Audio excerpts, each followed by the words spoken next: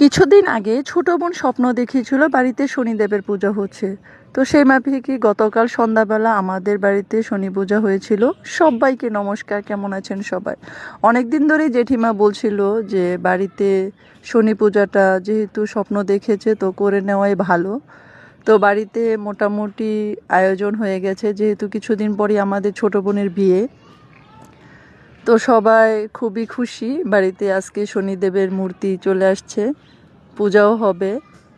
ঠাকুরের জন্য কিছু ফুল টুল তুলে মালা গাঁথা হচ্ছিল। তো এ নিয়ে সবাই খুবই মানে আনন্দে যে কখন পূজা হবে। তো মালাটা খুব সুন্দর করে বোন গেঁথে রেখে দিয়েছে। তো এদিকে কিছু ফল টল কেটে ভগবানের জন্য রেডি করা হয়েছে। কর্তামশাই আসলে পূজা শুরু হয়ে যাবে।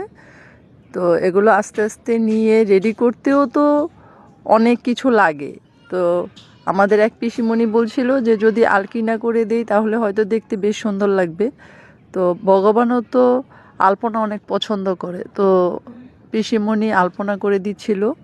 দেখতে তো মূর্তিটাও বেশ সুন্দর ছিল, শাড়ি দিয়ে মাথায় মুকুট পরিয়ে ডেকোরেট করে দেওয়া হয়েছে। এই তো দেখেন, আসলে সত্যিই বেশ সুন্দর। সবাই এসে দেখছিল। আসলে নর্মালি আমরা মূর্তি কিনে পূজা করি না, তো এটা যেহেতু স্বপ্ন পাওয়া পূজা, তো এই তো মূর্তি দিয়ে পূজা করা হচ্ছে। কর্তামশাই সেগুলো সব রেডি করে দিচ্ছিল। খুব আনন্দমুখর একটা পরিবেশ। আসলে ভগবানের পূজা করলে তো মন এমনিতেই রিফ্রেশ হয়ে যায়।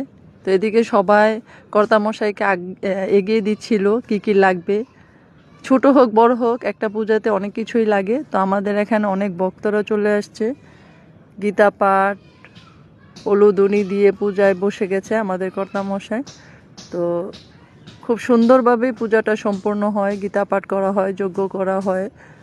তো পূজা শেষে প্রসাদ মেখে সবাইকে বিতরণ করা হবে। এই তো প্রসাদ রেডি হয়ে গেছে, অনেক ভক্তরা চলে আসছে প্রসাদ নেওয়ার জন্য। সব মিলিয়ে খুবই ভালো লেগেছিল।